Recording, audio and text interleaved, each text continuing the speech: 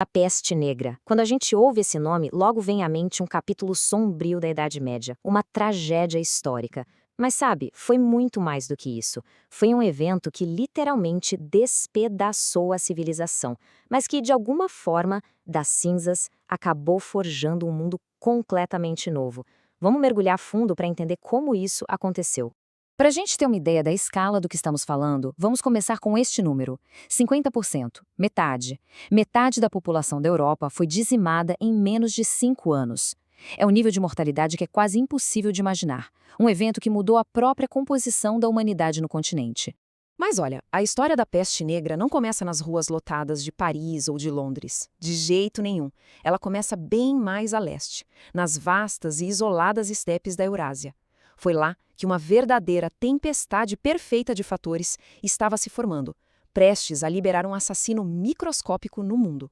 E como essa tempestade se formou? Bem, foram 3 fatores principais. Primeiro, o clima. O início da chamada pequena idade do gelo causou uma baita instabilidade ambiental, forçando populações de roedores a migrarem em massa. Segundo, a política. A Pax Mongólica, a Paz Mongol, unificou a Ásia sobre o mesmo império, o que criou rotas comerciais gigantescas e seguras, como a famosa Rota da Seda.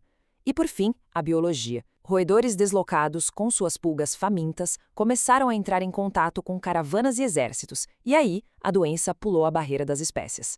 E aqui está a grande culpada de tudo, a Yersinia pestis. E atenção, não é um vírus, é uma bactéria. E uma bactéria terrivelmente eficiente. Ela é basicamente uma mestre em evasão. Consegue enganar o sistema imunológico humano como ninguém. Uma vez dentro do corpo, ela se reproduz de uma forma explosiva, transformando as nossas próprias defesas num campo de proliferação para ela.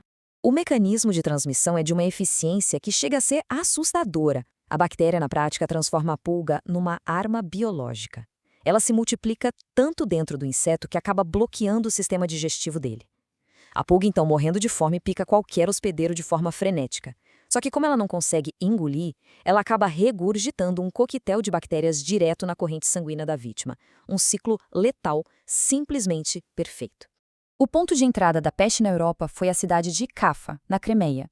Cafa era um porto comercial genovês super movimentado no Mar Negro, um elo vital que conectava o comércio que vinha do Oriente, pela Rota da Seda, com o Mediterrâneo.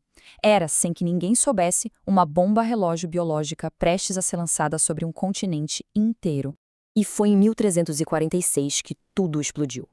O exército mongol que estava cercando a cidade de Cafa foi atingido pela própria praga que viajava com eles. Num ato de desespero e, vamos ser sinceros, de crueldade, eles começaram a usar as catapultas para lançar os cadáveres de seus soldados infectados por cima dos muros da cidade. Esse foi um dos primeiros e mais terríveis atos de guerra biológica da história.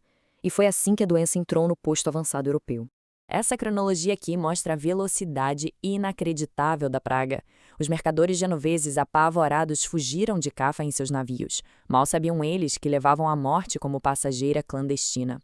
Em 1347, os navios chegaram a Constantinopla e a Sicília. Em 1348, a Itália, a França, a Espanha e a Inglaterra já estavam em chamas. Em menos de 5 anos, o continente inteiro foi consumido, seguindo exatamente as artérias do comércio. A chegada da peste na Europa não foi só uma crise de saúde, foi o colapso completo da ordem social. O medo se tornou a nova lei, e todos os laços que mantinham a sociedade unida começaram a se desfazer de uma maneira chocante e sem volta. E a doença se manifestava de 3 formas terríveis. A mais comum era a bubônica, com uma taxa de mortalidade de uns 60%, e famosa pelos bubões, aqueles inchaços nos gânglios linfáticos. Tinha também a pneumônica, que era uma infecção nos pulmões transmitida pelo ar. A mortalidade era perto de 100%. E, por fim, a septicêmica, uma infecção direta no sangue, que era 100% fatal, matando a pessoa às vezes em questão de horas. Essa citação aqui do Giovanni Boccaccio, que testemunhou o horror em Florença, captura a essência desse colapso social. O medo do contágio era tão grande, tão avassalador, que destruiu os laços humanos mais básicos, pais abandonando filhos, irmãos abandonando irmãos, a estrutura da família e da comunidade simplesmente se desintegrou. E a medicina medieval? Diante disso tudo, ela foi totalmente impotente. Ela era baseada em teorias antigas sobre os 4 humores do corpo e em miasmas, a ideia de que o ar ruim causava doenças. Os tratamentos eram ineficazes e muitas vezes perigosos. Os médicos da peste, com aquelas máscaras de pássaro icônicas cheias de ervas, tentavam de tudo, desde sangrias até cortar os bubões, mas claro, nada funcionava. O número de mortos era tão absurdo que sobrecarregou completamente a sociedade. Não tinha mais espaço nos cemitérios, nem tempo para funerais individuais. A solução? Valas comuns, que ficaram conhecidas como Poços da Peste. Os corpos eram simplesmente empilhados, às centenas, em camadas, como se fossem mercadoria. Mas, no meio de toda essa destruição inimaginável, algo totalmente inesperado começou a surgir. Essa catástrofe quebrou as estruturas rígidas do mundo medieval e, sem querer, plantou as sementes de um renascimento. O colapso demográfico forçou a criação de um mundo novo e diferente. O ponto central é este. Com metade da força de trabalho morta, o valor do trabalho de quem sobreviveu disparou. De repente, os camponeses e servos tinham poder de barganha. Os salários aumentaram, a mobilidade social cresceu e a servidão começou a desaparecer. O sistema feudal que dependia de mão de obra barata e abundante simplesmente ruiu sob o peso da pandemia. A cultura também foi transformada profundamente. A arte ficou obcecada com a mortalidade, com aquele tema do memento mori, lembre-se que você vai morrer. A confiança na igreja foi abalada, porque parecia que nem as orações conseguiam parar a praga, o que abriu espaço para futuras reformas religiosas. E, muito importante, a crise deu origem aos primeiros conceitos de saúde pública. Cidades italianas inventaram a quarentena e criaram conselhos de saúde para gerenciar as epidemias.